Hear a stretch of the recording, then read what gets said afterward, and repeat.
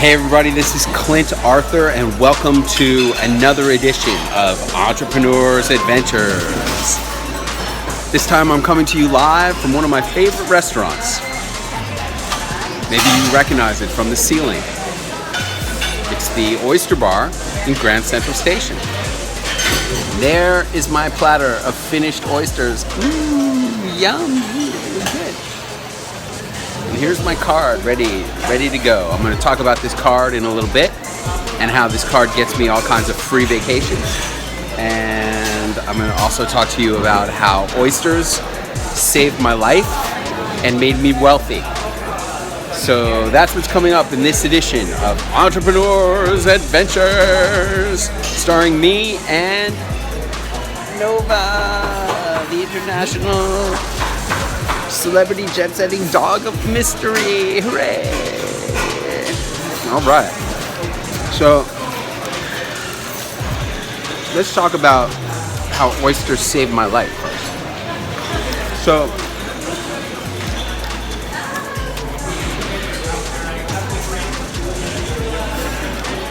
when I was in my mid-30s,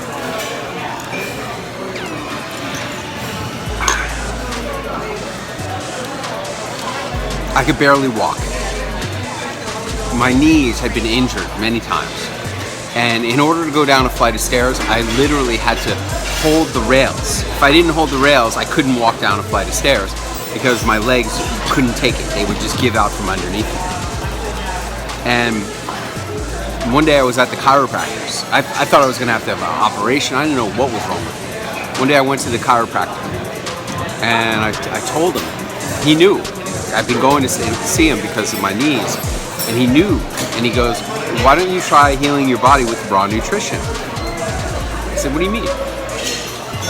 He goes, read this book. And he hands me this book called We Want to Live Free from Disease by Augustus Vanderplanitz. And I'm like, huh. I flip open to a random page. And in a random page of the book that I just flip open to, it says, if your knees are weak or your legs feel like they're going to give out from under you, then you have a thyroid deficiency. And you need to fix this by eating lots of raw oysters, clams, and scallops. Those were my favorite foods, but I never ate them because at that time in my life, I was a taxi driver and I was just surviving on $500 a week from driving a taxi. And my idea of a great meal was 2 Whopper Juniors and a 6-pack of Bud Light Long Necks. That was my idea of a great meal. Let me just sign this credit card and we'll get on with the story.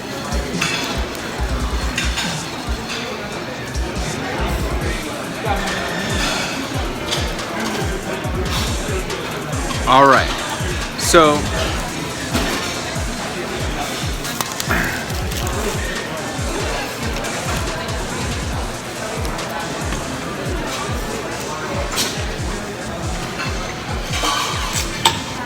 come on, Dougie, time to go. We're gonna walk home. All right, so I love this restaurant, by the way. This is one of my favorite restaurants in New York City. Check it out. If you haven't been here, you should. They have great food, especially if you like raw bar, seafood. I had oysters and clams just now, and it's always good. And then there's this cool part right here. If you stand on the far corner and you whisper into that corner over there, if I stand over here, I can hear you whispering. It's a really super cool thing. It's like a whispering chamber. And what's so great about the Oyster Bar and restaurant? Why do I keep coming back? Are there other places to get oysters in New York City? Yes, there are. And they're not in a basement. Are there beautiful views where you can get oysters? Yes. But it's the experience of coming to Grand Central Station and eating in the original Oyster Bar, and then if you come here with another person, you can whisper to them and they will hear you. Like there's some people right there who are going to do it.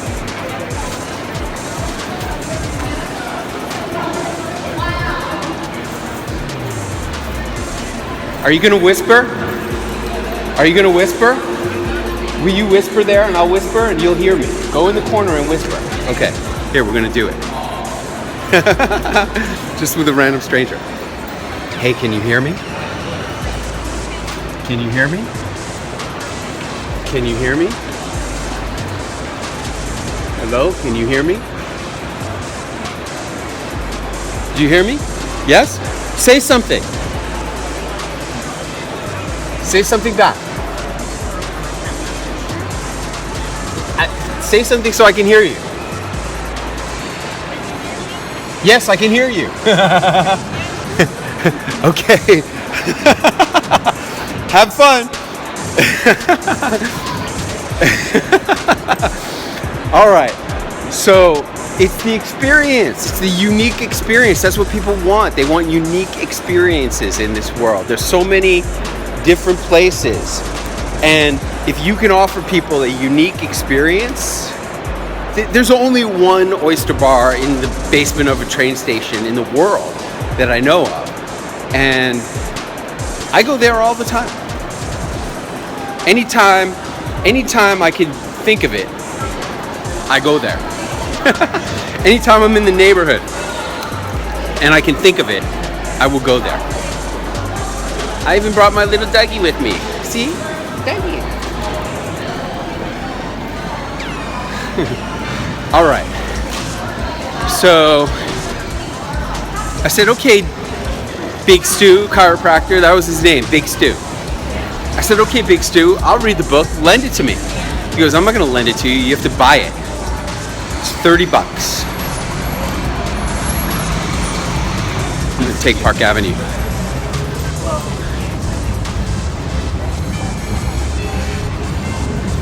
$30 for the book. I said, all right, I'll pay $30 for this book. Because here it was saying if I would eat my favorite foods, then I would heal my knees and other ailments. And I had never experienced anything like that before. This is called New York City street crossing. See the light? It's green for the traffic, but I just go anyway. So I go home and I read this book by Mr. Ogenus Vanderplanets. Yes, that's his name. Not his given name, but that was his legal name. Ogenus Vanderplanets. And I read the book by Ogenus Vanderplanets, and it was fascinating. If you haven't read We Want to Live Free from Disease by Ogenus Vanderplanets, you might want to get that book. That's a recommendation. The story is amazing. The story of how this guy becomes a raw food, primal diet eater, and he basically creates this primal diet for people to eat. And this made me rich. So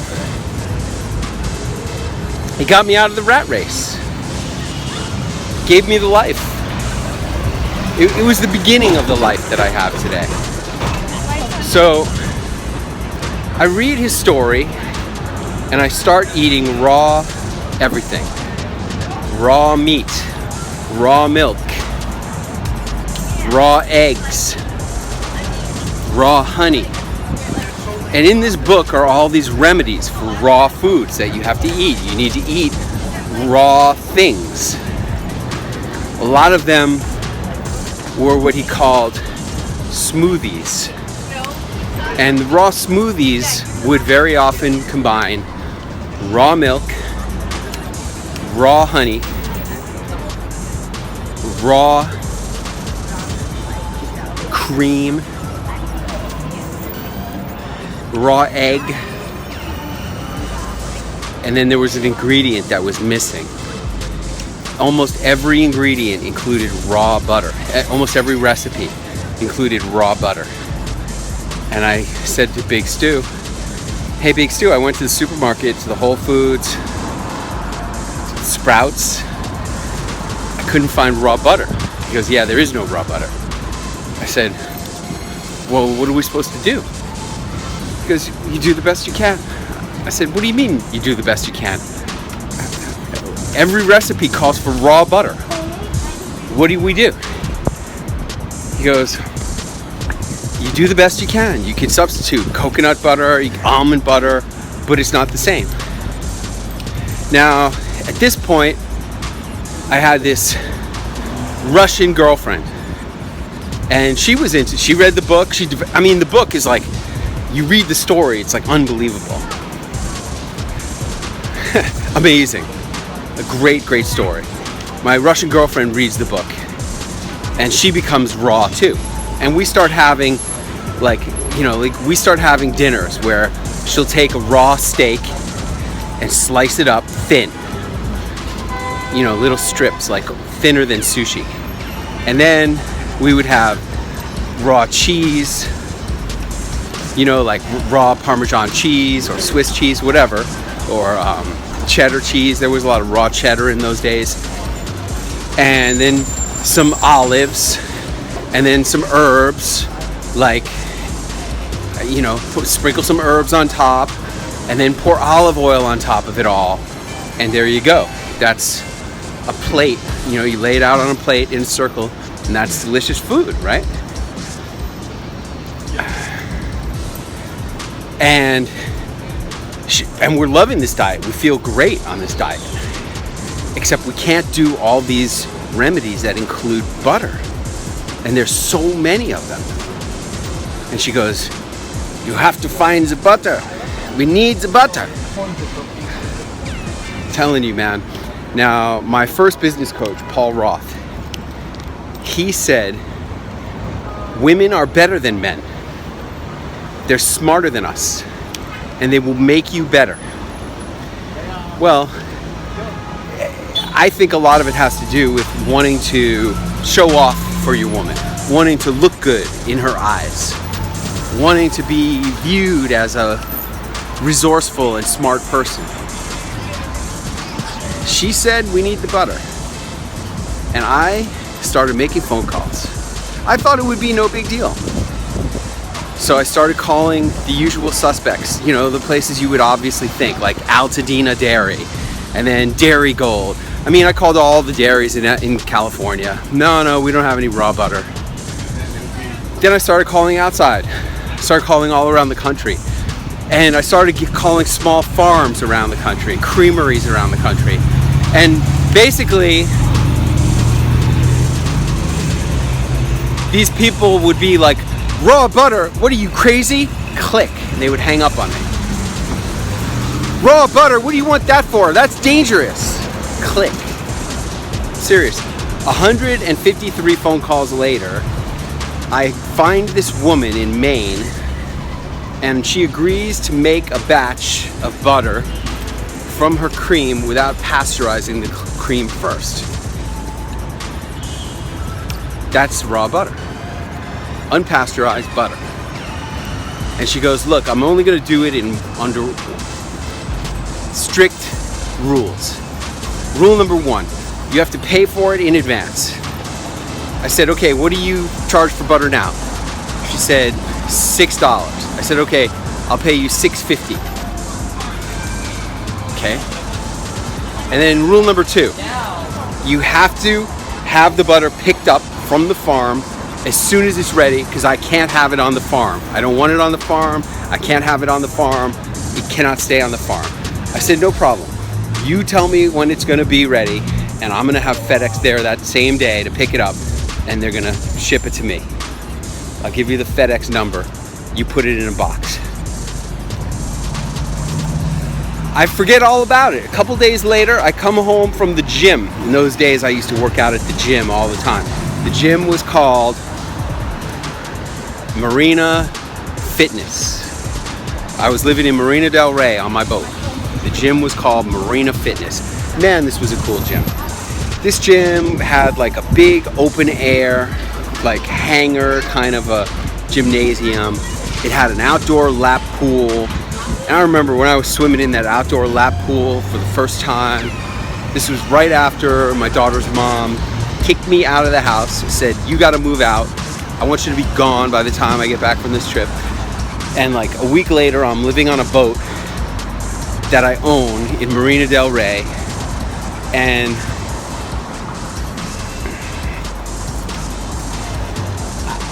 I'm swimming in the pool. And it was like I had escaped from prison. Like I was so free. It was amazing. But anyway, I digress. So I come home from the Marina Fitness gym, workout. I'm in tremendous shape in those days. And there's a box on the back of the boat. And I think to myself, what the hell is that box on the back of my boat? And I open the box, I take the box inside the boat, and I open it up. And what do you know? There's 40 pounds of raw butter. Sorry. Nova likes to lick legs. She sees a nice set of legs, she wants to lick them. Is that a Jinto? She's a Shiba. Oh, that's Yep. So, I call up Big Stu. I'm like, hey Big Stu, guess what? He goes, what? I go, I got 40 pounds of raw butter on my boat right now. Big Stu also lived on a boat. He's a chiropractor. He used to do chiropractics on a boat in Marina del Rey. I said, I got 40 pounds of raw butter on my boat right now. He goes, bring me some. So I take one of these plastic deli containers, you know the kind, you get them in every deli. All it was these plastic deli containers filled with butter. Oh, look at this dog.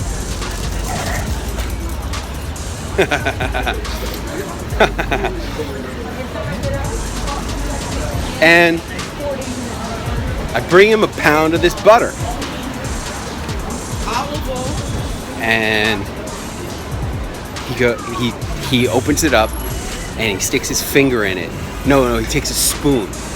Very delicately, he scrapes off like a spoonful of the butter, a teaspoon. And he goes, puts it in his mouth and tastes it, and he goes, yep, it's raw butter. I said, well, what am I going to do with it? He goes, how much do you have? I said, I have 39 more pounds. He goes, well, I want to buy this pound. How much? I said, I don't know, 10 bucks? He goes, sure. He gives me 10 bucks. And he goes, why don't you call my friend? He distributes all the raw milk in Los Angeles. Maybe he'd be interested or would know what to do with the rest. So I call up his friend and he says, you have raw butter? Bring me some. I bring it over and he goes, okay, how much do you have? I said, I have 39 more pounds. He goes, okay, I'll take it all. How much can you get? I said, I don't know. He goes, I'll take all you can get.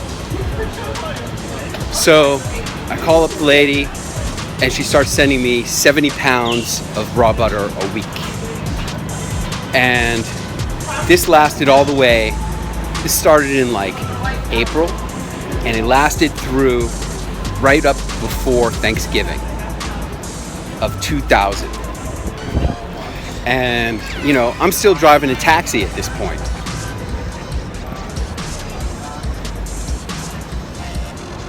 And so, you know, do the math. I think I was making $3. I think I was making like, it was costing me like $1 a pound to ship it on FedEx, something like that. And I think I was charging $10.50 a pound to my customer. And so I was making like $3 a pound on 72 pounds or 75 pounds every week. So I was making $200, $250 a week extra. Wasn't enough to quit my job as a taxi driver, but it was nice extra money. And my girlfriend thinks I'm a hero. Like, I bring over one of those pounds of butter, and you know what we did? She made us sandwiches out of this butter.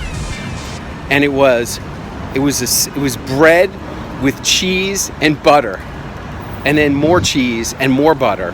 That was the sandwich. we were like, you know, we had what no one had.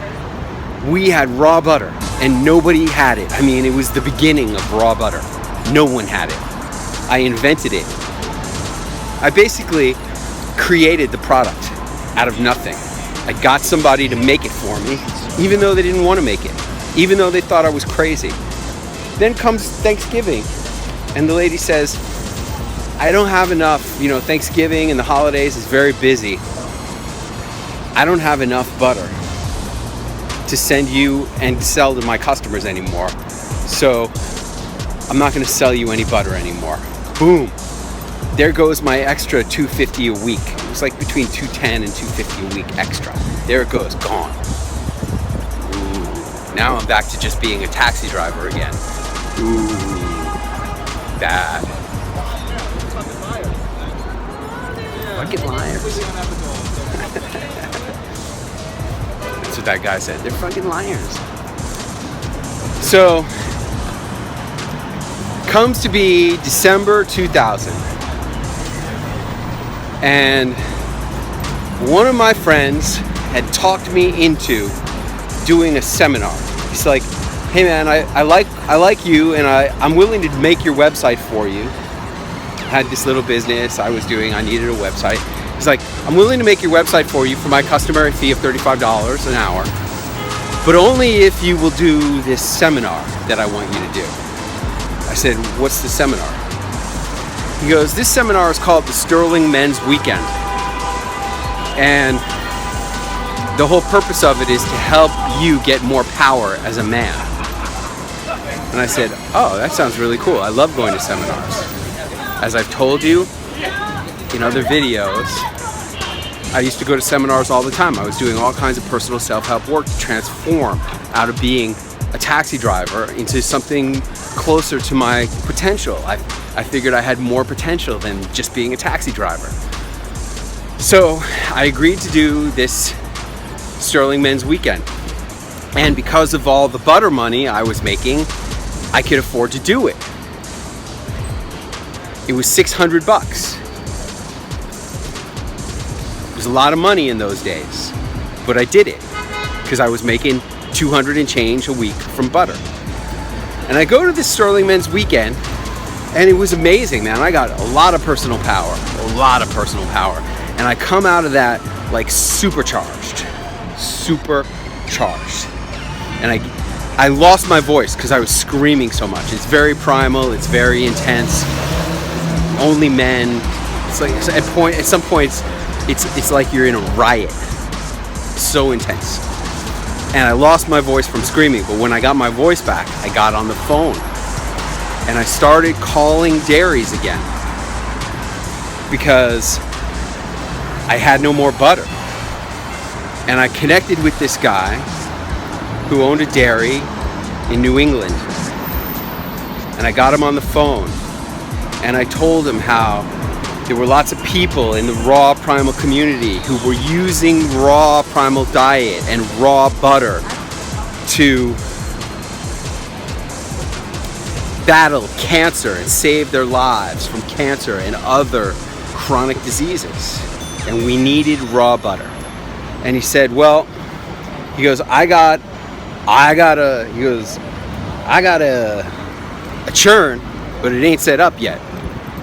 I also have cream. I got a lot of cream. So, but you know, I'm not making any butter right now. And I said, look, if I come there, will you sell me some cream? He goes, you gonna come here? I said, yeah. He goes, I guess, sure, I'll sell anybody cream. I don't care. I get on a plane and like, that was like on a Thursday. I buy a ticket and I show up at his dairy on Monday. First, I had to work as a taxi driver Friday night, Saturday, Sunday. That's what I would do. All weekend long I would drive. I would rent a cab, $82 a day, pick it up at 5 o'clock on a Friday, listen to Tom Leykis radio show. It was the only thing that kept my sanity in those days. listening to Tom Likas. Then I would drive all night until like 5 o'clock in the morning, and I go to sleep. Then I get up in the afternoon and drive from like 4 or 5 o'clock in the afternoon all the way till 5 o'clock in the morning on Sunday. And then I'd wake up at around 2, drive a few more hours, and then drop off the cab at 5 o'clock. And in this manner, that's how I lived. I would make $500, give or take a little bit, every single weekend, except for New Year's Eve, when I would make $500 on New Year's Eve. So I worked as a cab driver, and then I got on a plane and I flew to New England. And the first thing I did was, this is gonna blow your mind.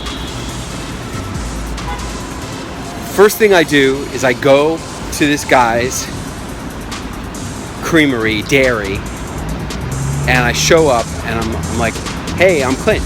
He's like, holy cow, you were true. That's what he said. Holy cow, you were true. Like, he didn't believe I was gonna show up. And he gives me a nice, huge tour, and I take photos of the tour. I brought along a little camera. I take photos of the tour and how he's like cutting his own hay and baling the hay and putting a wrap on it so that it's still like clean and fresh for the cows in the wintertime. And you know, what kind of grasses he was using and all this stuff. And then he shows me the milking operation and the bottling operation and the cream separator and all this stuff. I'm beginning my education.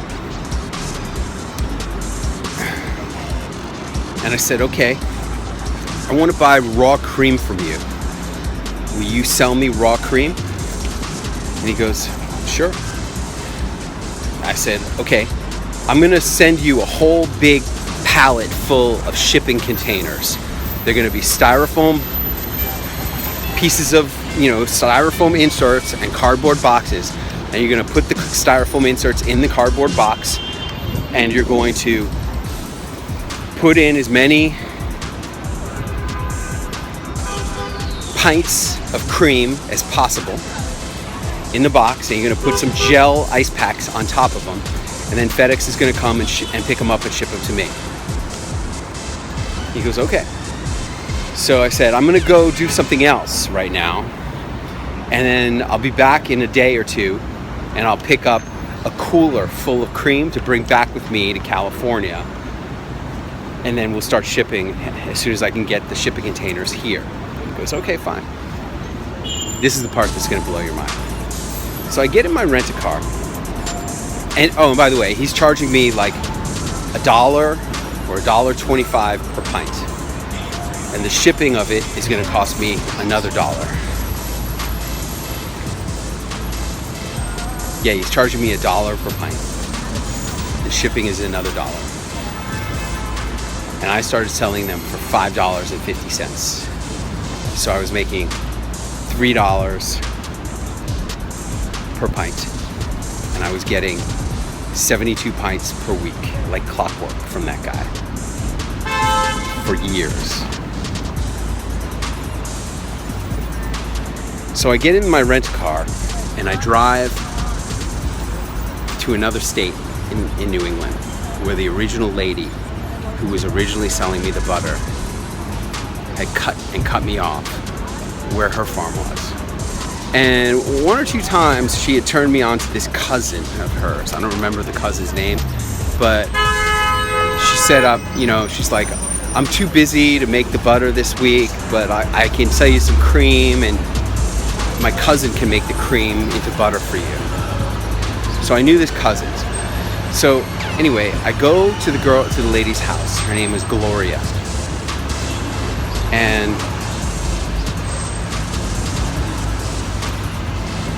I knock on the door. I'm in my rent-a-car. It's pouring rain. Imagine like a Stephen King novel, a horror novel. Pouring rain all day long. And I go to the farm and I knock on the door. And she goes, who is it? And I go, it's me, it's Clint. And she goes, what? I go, it's Clint. And she opens the door, crack, just a crack. And she peeks through with the chain still on. And her eyes go wide with fear. And she goes, "Oh no, this is exactly what I was afraid was gonna happen." I can't make myself feel any worse. She slams the door. And now I'm standing on the front porch in the pouring rain, shaking my head, bewildered. I don't know what to do. And in a few moments, the door swings wide open, and there is Mr. Farm owner, Mr. Farmer, Mr. Dairy Farmer. I don't know what his name is. And he goes, "Are you Clint?" I said, "Yeah." He goes, "What do you want?" I said, "I just want to buy some butter." He says, "We told you, we don't want to sell you no more butter. Now get out of here." And he slams the door. So I get in my rent-a-car. I don't know what the hell is going on, but I do know the name and address of the cousin, because I previously bought a couple of loads of butter from this cousin somehow.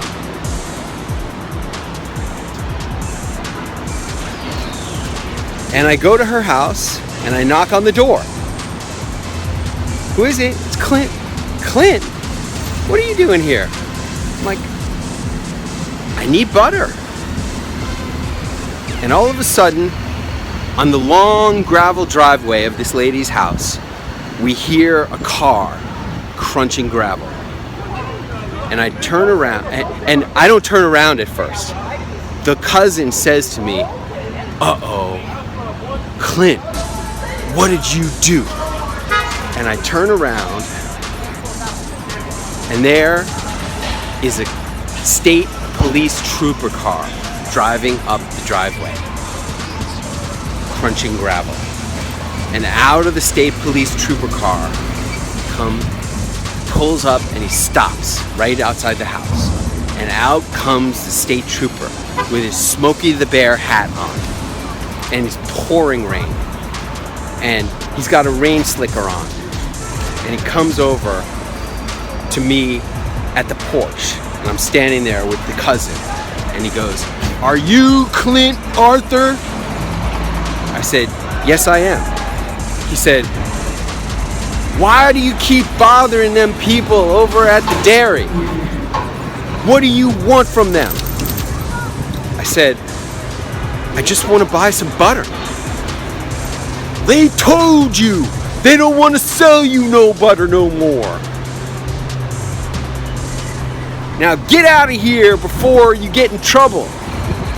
I said, "Yes, sir. I don't want any trouble. I'll get out of here right away. I will leave the state. I promise. I don't want any trouble." He gets back in his cruiser, slams the door, and drives away. And I turned to the cousin and I said, "What is going on here?" She goes, "You don't know?" "No, I don't know." About 6 months ago, Gloria and her husband had a farmhand. One day, he didn't show up for work, and then it went on a little longer. And next thing you know, they go over to his hotel room over at the Motel 6, and they find dead bodies buried under his hotel room. And ever since then, things ain't been right.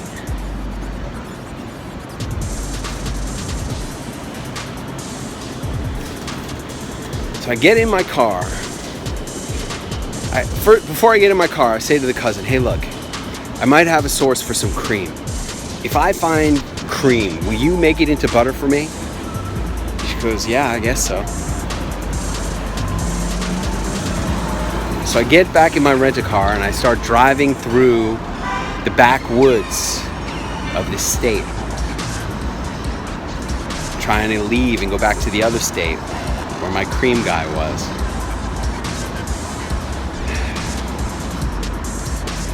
And I'm telling you, thunder, lightning, straight out of a Stephen King novel.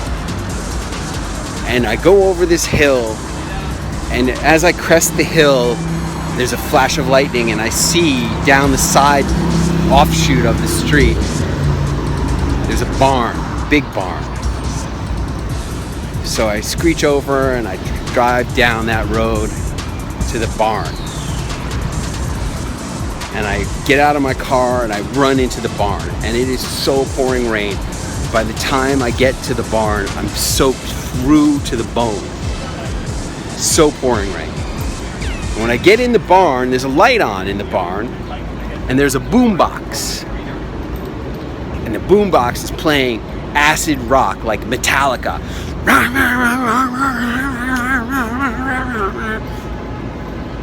Loud. And I look around and there's nobody there.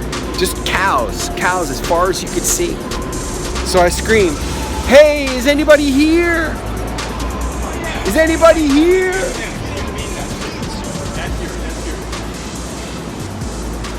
And out of the depths of this barn suddenly appears this skinny, scrawny, little methamphetamine addicted looking dairy hand. And he looks at me. I mean, he's straight out of Deliverance. He looks at me and he says, "What do you want?" I said, "Do you make butter?" He goes, "No, we don't make butter." And he just turns and walks away. I figured he was going to get an axe or a shotgun. And I run out to my car. And I get into my car and I screech out of that dirt road farm.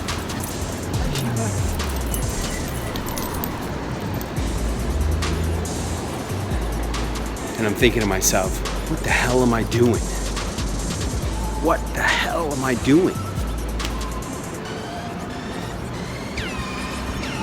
I could have been killed in a barn, chopped up into a million pieces, used for fertilizer. Nobody would have ever known. People in this state would have been happy. The state police would have been happy to get rid of me with no trouble. What am I doing? I was just crazed. It was more than just the money. It was the idea that I had created this system. I created a product. I created distribution for the product. I created transportation, logistics for the product. I created a whole system for this little business. And because this stupid woman didn't want to sell me the product, it was falling apart, not working anymore. And I wasn't making the money. But I'm telling you, it was about the money, but it was more than the money. It was about not wanting to give up. It was about the fact that it had been working and it would continue to work if I could just get it back up and running again. And I didn't want to lose it. I wanted the money and I wanted the butter. I wanted the butter for me, because without this butter, there was no butter for anybody.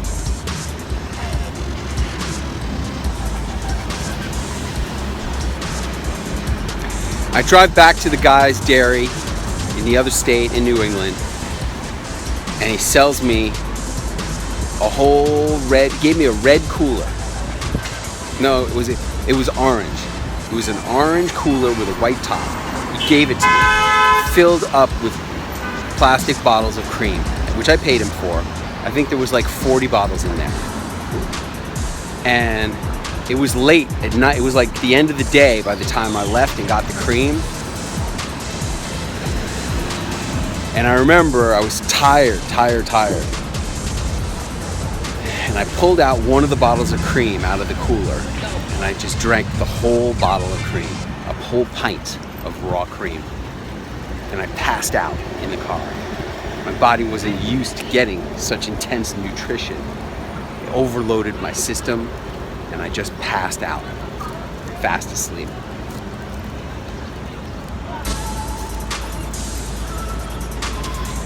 I got back to California, and they their minds were blown. Nobody had ever seen so much cream before. And the fact that I was going to be getting 72 pints of cream every week. First it was $5.50, then FedEx prices went up a little bit, and ultimately I was making $7.25 a pint on a $1 pint. And then that guy was marking it up too and making lots of good money on that too, and everybody was happy. And then a couple weeks later, I found those farmers that I told you about in the other video. I think it was the video right before this one. And they said, oh, we didn't know how we were gonna pay for our mortgage this month. And I started buying 200 pounds of butter from them every week. And I was making like $3 a pound on butter. So I was making $600 a week on butter. I was making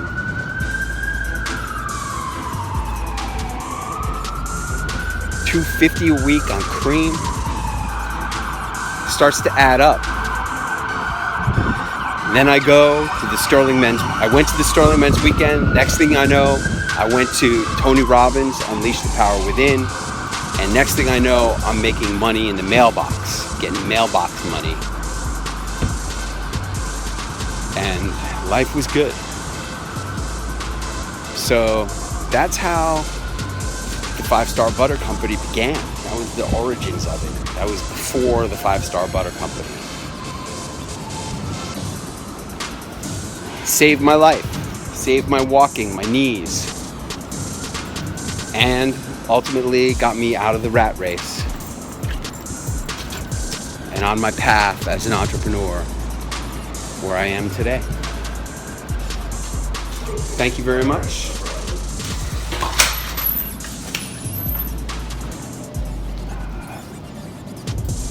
The last thing I promised you how the little purple card was gonna get me all these free vacations. Hey man, I pay for everything on that card. The little purple card, SPG, American Express, everything I buy for anything, I put on that card. And as a result, I go on vacations for free all the time. It's not rocket science, it's just discipline, it's just habit. The habit is, instead of carrying cash, I never carry cash. I only pay with the card. And that's it. All right, that's gonna wrap it up for this entrepreneurial adventure. I hope you had fun with me in New York City. If you like what you saw, please like this video below. Come on, press like below right now. Thank you, I appreciate it. Press like, thank you, I appreciate it. Press like, go ahead, press it. Thank you, I appreciate it. Share the video if you like. Share it on your Facebook, share it on your Twitter, share it on your LinkedIn. Go ahead, share it. Go ahead. I really appreciate it. Thank you. Share it.